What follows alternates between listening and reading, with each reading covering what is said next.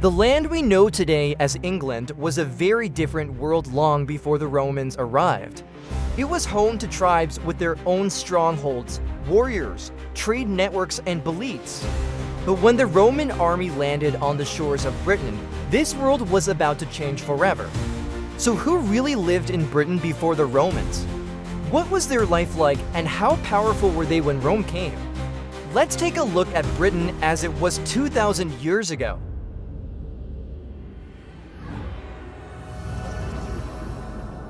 Before Rome arrived, Britain was not a single kingdom ruled by one king.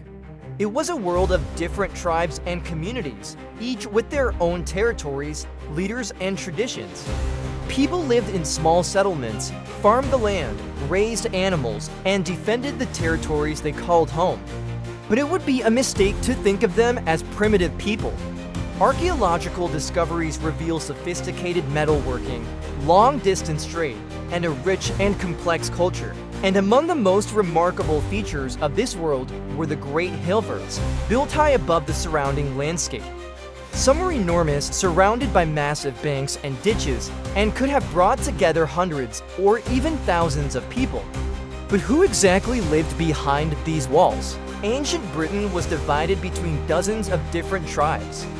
They spoke related Celtic languages, shared some cultural traditions, but they were far from being one united people. Some tribes controlled large territories, while others occupied much smaller regions.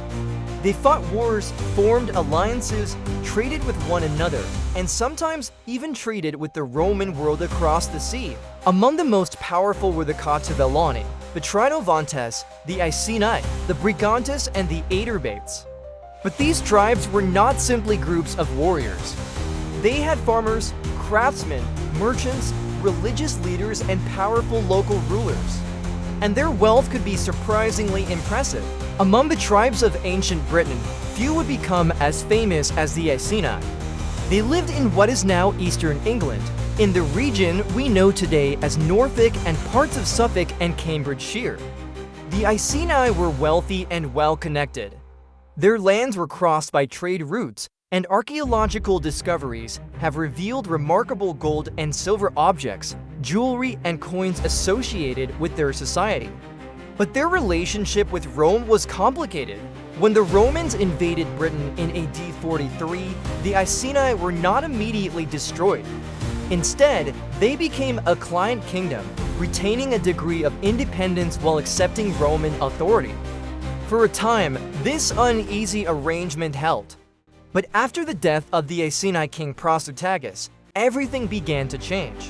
When Prasutagus, the king of the Iceni, died, he left his kingdom to his daughters and to the Roman Emperor Nero. But Rome did not accept this arrangement.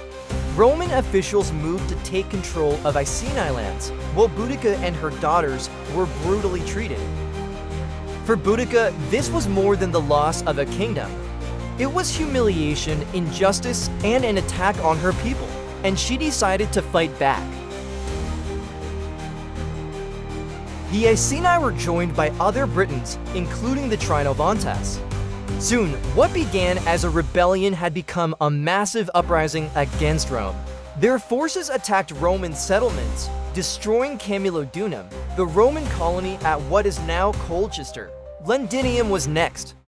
The city that would one day become London was abandoned by the Romans, but Boudica's victory would not last. Rome regrouped, and the final confrontation was coming. And when the two armies finally met, the fate of Britain would change forever. Rome had suffered heavy losses, but the Roman governor Suetonius Paulinus was not prepared to give up Britain. He gathered his forces and marched back toward the rebels. Boudica, meanwhile, had gathered a huge army of Britons. The two armies finally met somewhere in the Midlands, although the exact location of the battlefield remains uncertain. The Britons greatly outnumbered the Romans. But numbers alone would not decide the battle.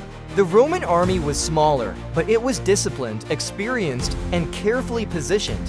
When the battle began, the Roman forces held their formation and gradually broke the massive British attack. The rebellion was crushed, and Boudica disappeared from history. But her rebellion had already left its mark on Britain. In AD 43, Rome returned to Britain. This was no longer a distant threat across the sea. Roman soldiers had arrived to conquer the island, and wherever Rome went, it brought something Britain had never seen on this scale. Roads, forts, towns, markets, and enormous stone buildings began to transform the landscape. The Romans built roads that connected their new settlements across the country. Some of these cities became thriving centers of Roman Britain. In places like Bath, Roman architecture, engineering, and culture became part of everyday life. But Rome did not simply build, it ruled.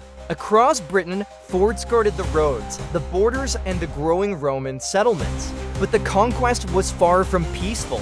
Some tribes accepted Roman rule, others resisted, and eventually, that resistance would explode into one of the most famous rebellions in British history. Rome changed Britain forever. Its roads crossed the island, its cities grew from the ground, and its forts marked the edges of an empire. But beneath the stones, the people of Britain never simply disappeared. Their languages, their traditions, their beliefs survived in ways Rome could never completely erase. And thousands of years later, traces of those ancient worlds are still beneath our feet. Ancient Britain is not gone. It is still here. If you enjoyed this journey through ancient Britain, don't forget to like the video and subscribe to Lost Origins for more stories from the forgotten past.